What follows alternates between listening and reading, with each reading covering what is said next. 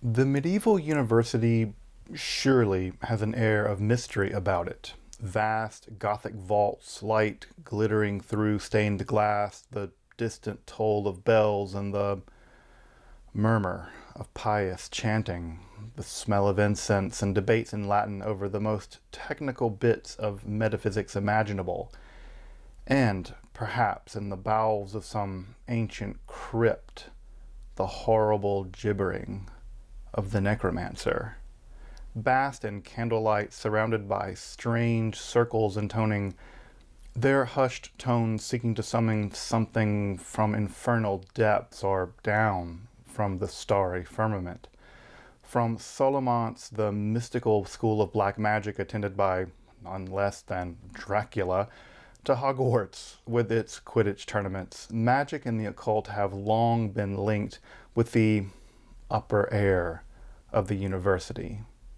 And in 1398, doctors of the Faculty of Theology of the illuminated University of Paris provided us one of our first and best glimpses of what sorcery in the medieval university might have actually looked like. From the magical detection of buried treasure to the binding of demons and astral intelligences, let's explore a rather revelatory condemnation of sorcery. A condemnation which, like all prohibitions, is often a glimpse into the very theory and practice of sorcery in the world of the medieval university. If you're interested in magic, hermetic philosophy, alchemy, Kabbalah, or the occult, make sure to subscribe and check out my numerous other contents on topics in esotericism. And also, if you want to support my work of providing accessible, scholarly, and free content on topics in esotericism here on YouTube for free, I'd hope you consider supporting my work on Patreon or perhaps with a one-time donation. You can find those links below and know that your support of the channel makes all of this content possible. Thank you. Now to the 28 articles of the 1398 Condemnation of Sorcery at the University of Paris. I'm Dr. Justin Sledge, and welcome to Esoterica, where we explore the arcane in history, philosophy, and religion.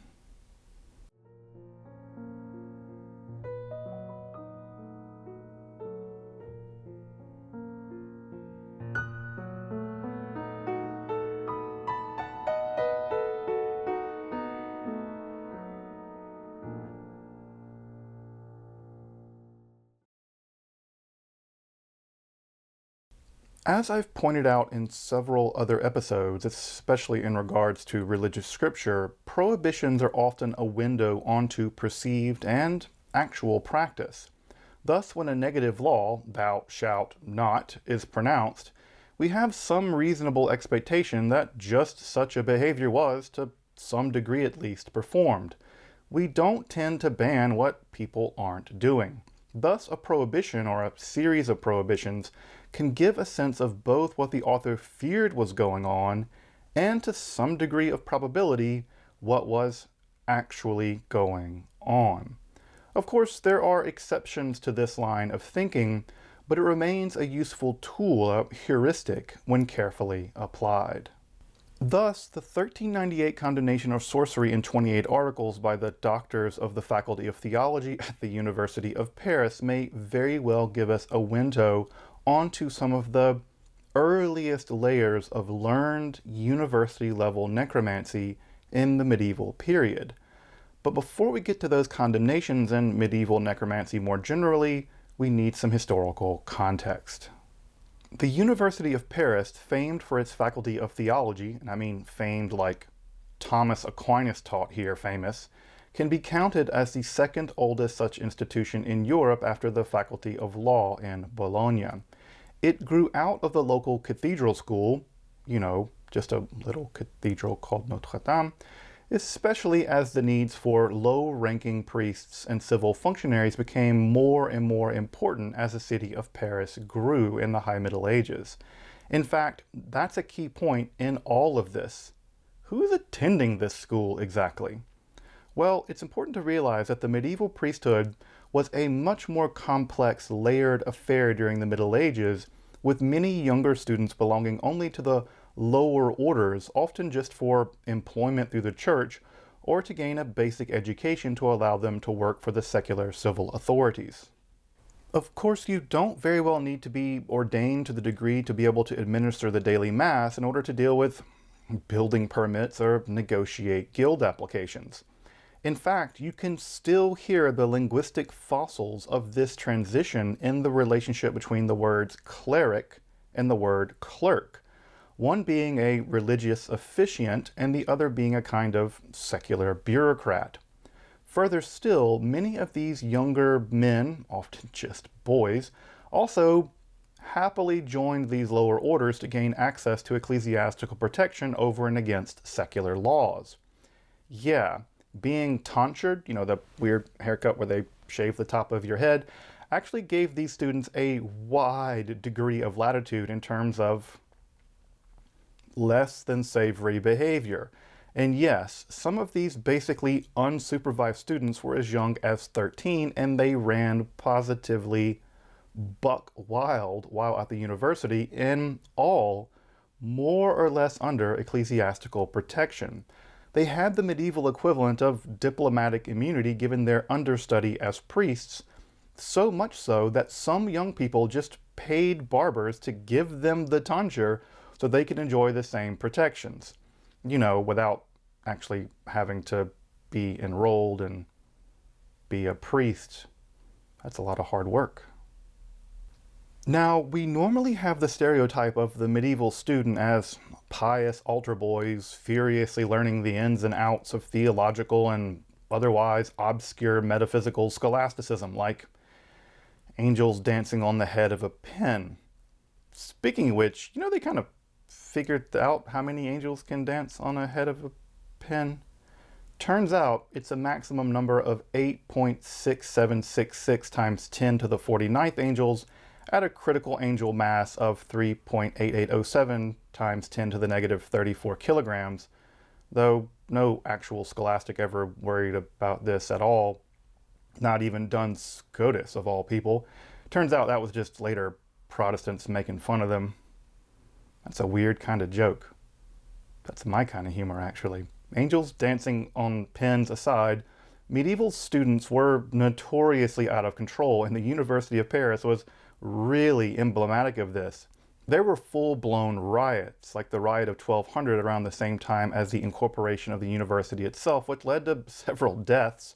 The 1229 student strike that actually started at a local tavern because they were all drunk, before leading to a university-wide strike that led all over France.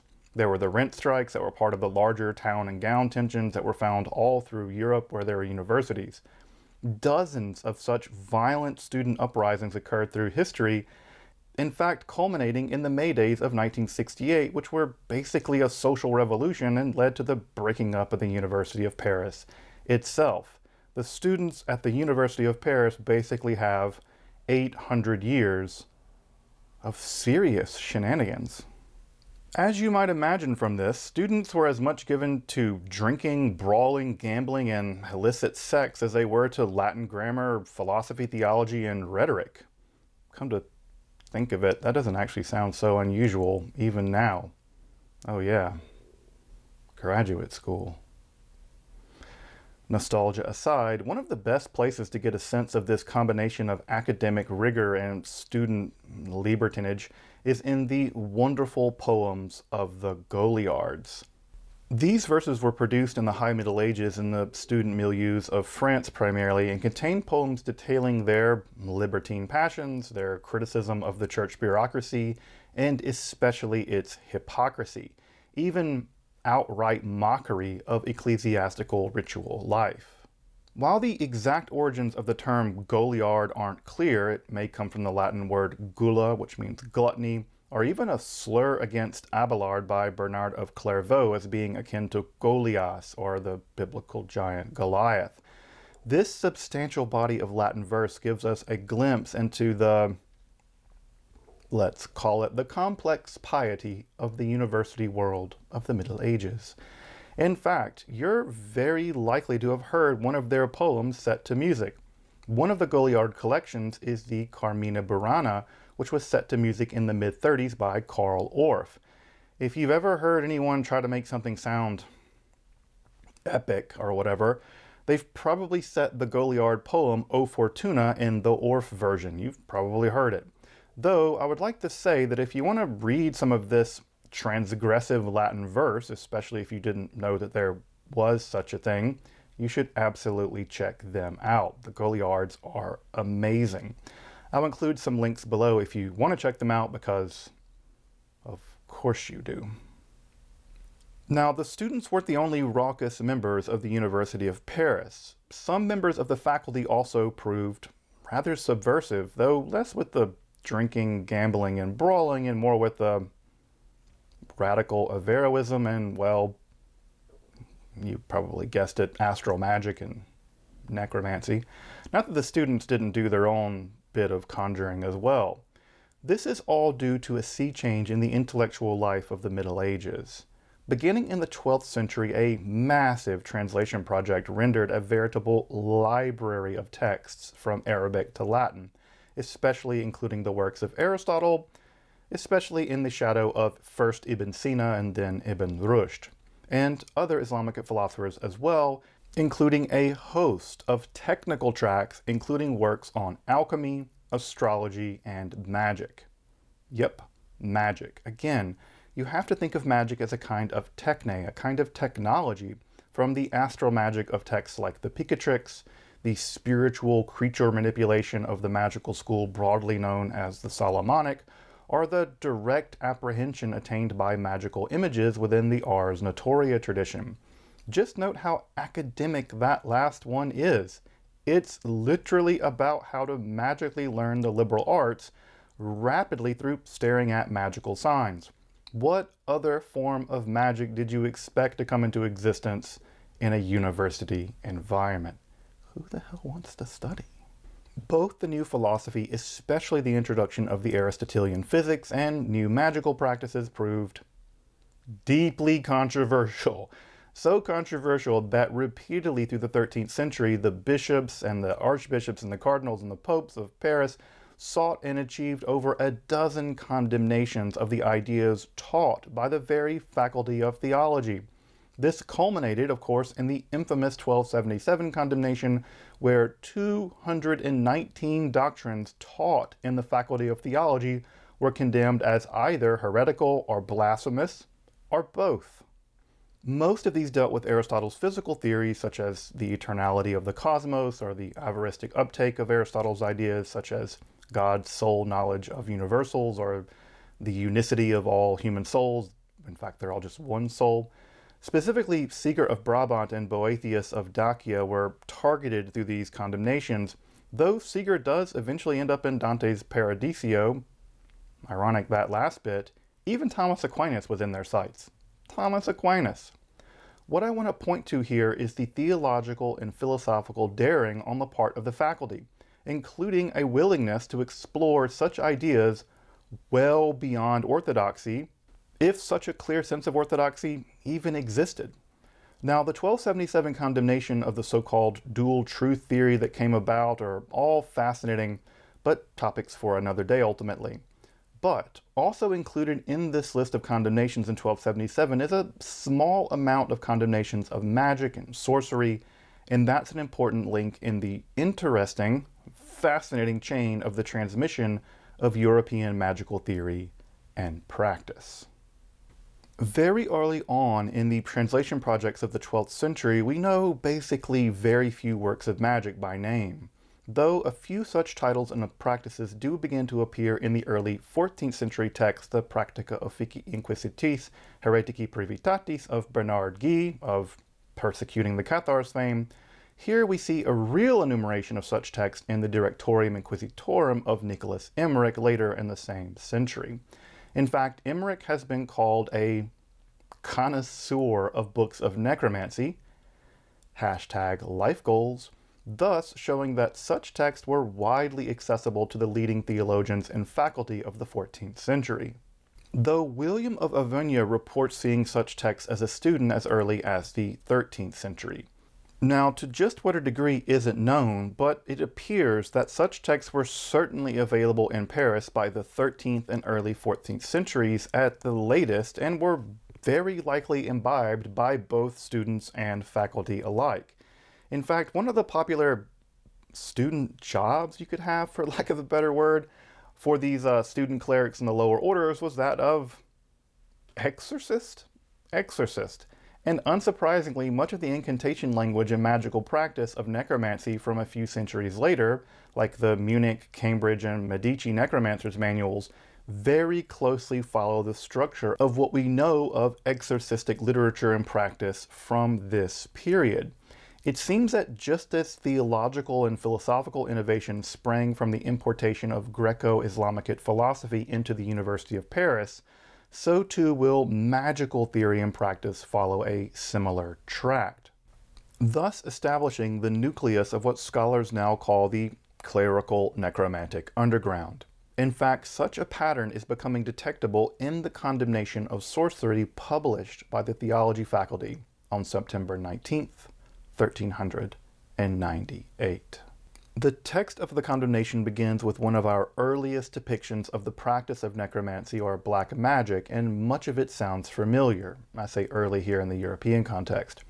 With great circles inscribed with strange names, the smoke of incense and inscribed elevated discs, candles, pots, bottles, and a drawn sword, the necromancer and his assistants, representing the four corners of the cosmos, they summon a host of spirits to learn all manner of secret and occult things, bind them to their service, and of course, we get a mention of using magic to find buried treasure. Probably, no, certainly my favorite form of magic. Probably meaning to cast a pretty wide net here in the introduction of the text, it then condemns such practices as superstitious, a far more damning term then than now, and then condemns them as outright blasphemous, simply idolatry. Further noting that such, quote, nefarious, pestiferious, and monstrous abominations of false insanities with its heresies has appeared more than usual in our times, end quote, the text goes on to condemn 28 various beliefs and practices associated with a wide range of medieval sorcery contemporary to the text. What I propose to do now is actually just read you all 28 articles along with a bit of my own commentary here and there on some of them to get a better grasp of the magical theory and practice of magic in the Middle Ages. For the Latin edition of the text, I'll be referring to the reproduction of the 1398 condemnation found in Jean Bodin's 1587 de la Démomanie. So, let's open a window onto the practice of medieval university necromancy by turning to the Condemnation of 1398. Determination made by the Faculty of Theology at Paris in the year of our Lord, 1398, regarding certain newly arisen superstitions. The first article is this, that to seek intimacy, friendship, and help from demons by means of magical arts, harmful magical acts, and forbidden invocations is not idolatry. This is an error, because the demon is judged to be an undaunted and implacable adversary of God and man. He is incapable of ever receiving any truly divine honor or dominion by participation or by suitability, like other rational creatures that have not been condemned. Nor is God adorned in these demons as a sign instituted at his pleasure, such as images and shrines. The second article, that to give or to offer or to promise demons any sort of thing so they fulfilled the desire of man, even to bear something valued by them in their honor, is not idolatry. This is an error. The third article, to enter an implicit or explicit pact with demons is neither idolatry nor a species of idolatry or apostasy. This is an error. And by implicit pact we mean every superstitious ritual, the effects of which cannot be reasonably traced to either God or nature. The fourth, that it is not idolatrous to use magical arts to try to enclose, to force, to restrain demons in stones, rings, or images consecrated, better, execrated to their names, or even to make these objects come to life by demonic power. This is an error. The fifth, that it is allowed to use magical arts or other kinds of superstition prohibited by God and the Church for any good moral purpose. This is an error, because according to the apostle, evil cannot be done that good may result from it. The sixth, that it is allowed and even permitted to repel maleficia, or sorcery, by other maleficia. This is an error. The seventh, that someone can dispense with something in a particular situation in order to use such arts illicitly. This is an error. The eighth, the magical arts, similar superstitions, and their practice are unreasonably prohibited by the Church. This is an error. The ninth, that the magical arts and maleficia, or sorcery, lead God to compel demons to obey his precations. This is an error. The 10th, that the offering of incense and smoke performed in the exercise of such arts and sorcery is in God's honor and pleases him. This is an error and a blasphemy, since God would not otherwise punish or prohibit it. The 11th, that to use such and do so is not to sacrifice or to make immolations to demons, and therefore is not damnable idolatry. This is an error. The 12th, that sacred words and certain kinds of devout prayers and fasts and cleansings and bodily self-control and boys and the celebration of Mass and other types of good works which are all performed in order to do these arts, that these good works somehow exculpate the evil in the arts and do not, rather, indict it. This is an error, for by means of such sacred acts an attempt is made to sacrifice something, even God himself in the Eucharist, to demons.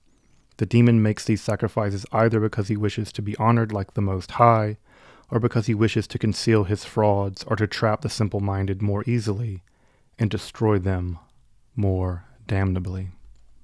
The 13th, that by such arts the holy prophets and other saints had the power of their prophecies and performed miracles or expelled demons. This is an error and blasphemy. The 14th, that God by himself, with no intermediary, or with the good angels revealed such maleficia to holy persons. This is an error and blasphemy. The 15th, that such arts can force the free will of a person to bend to the will or desires of another person. This is an error, and to try to do this is impious and nefarious. The 16th, that for that reason the aforesaid arts are good and from God, and that it is permissible to practice them. For though their observance sometimes or often come about that which the observers seek or say, because good sometimes come from them. This is an error. The 17th, that such arts truly force or compel demons, and not vice versa, that the demons pretend they are forced in order to seduce men. This is an error. The 18th, that such arts and irreligious rites, lots, charms, and conjurings of demons, mockeries, and other malefices in the service of demons never produce any effect. This is an error, for God does sometimes permit such things to happen, as was obvious in the magicians of Pharaoh and several other places, either because the practitioners or devotees have been given over to reprobate understandings for their bad faith, or other terrible sins, and deserve to be deceived. The 19th, that good angels may be confined within stones, and that they consecrate images or vestments or do other things included in these arts. This is an error. The 20th, that the blood of a little girl or of a goat or another animal or a lamb's skin or the pelt of a lion or other such things have the power to attract or repel demons by the exercise of such arts. This is an error. The 21st, that images made of bronze, lead, or gold, or white, or red wax, or other material, when baptized and exorcised and consecrated, rather, execrated, as prescribed by these arts, have tremendous powers on those days of the year described in the books of such arts. This is an error in faith, in natural philosophy, and in true astronomy. The 22nd, that it is not idolatry and infidelity to practice such arts and believe in them. This is an error. The 23rd, that some demons are good demons, others are omniscient, and still others neither saved nor damned. This is an error. The 24th, that the offerings of smoke performed in such activities turn into spirits, or that the smoke offerings are due to the same spirits.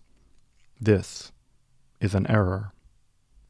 The 25th, that one demon is king of the east, and mainly by his merit another king of the west, another of the north, another of the south.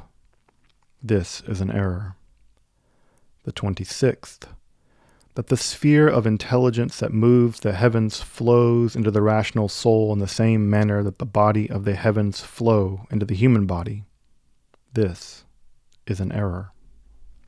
The 27th, that the heavens, without any intermediary, produces our intellectual thoughts and our interior intentions, and that such thoughts and intentions can be known through some magical tradition, and that it is permissible to certify the pronouncements made in this way. This is an error. The 28th article, that such magical arts of any kind can lead us to a vision of the divine essence or to the spirit of the saints. This is an error. These determinations have been enacted by us and our deputies after prolonged and frequent examination. They have been agreed upon in our general congregation at Paris, called this morning and especially for this purpose at the Church of St. Mathurin, on the 19th day of the month of September in the year of our Lord, 1398. We have witnessed the proceedings by the seal of the aforesaid faculty appended to these documents. As you can see, or rather as you heard, the condemnation provides us an important glimpse into the magical theory and practice, including the intersection of Averroistic philosophy, famously condemned in 1277, and early European magical theory. Of course, this condemnation predates virtually all of the other known necromantic manuals that have survived down to us to this day, which most of those occur primarily in the mid-15th century. Though through the lens of condemnation, this might be our best peek into the world of early European necromantic theory and practice, especially at the university level. Recall I mentioned the Goliards earlier, the transgressive student Latin poets? You can find two nice collections in Witcher's The Goliard's Poets and Zadel's collection Vagabond Verse, both of which contain the original Latin along with really, really beautiful verse translations. The 1398 condemnation itself is reprinted in the Cours and Peter's Witchcraft in Europe collection, with a slightly briefer version in the Levac Witchcraft Sourcebook. Of course, the most accessible discussion on magic in the Middle Ages is by Kiekefer, which recently appeared in an expanded 3rd edition. Now you gotta go buy an expanded 3rd edition. Fun. Again, make sure to subscribe, check out my other content, and consider supporting my work of making scholarly and free content on topics in esotericism like this on YouTube for free by taking a look at my Patreon. Consider supporting me there, or perhaps with a one-time donation. Again, you can find all those links below. Until next time, I'm Dr. Justin Sledge, and thank you for watching Esoterica, where we explore the arcane in history, philosophy, and religion.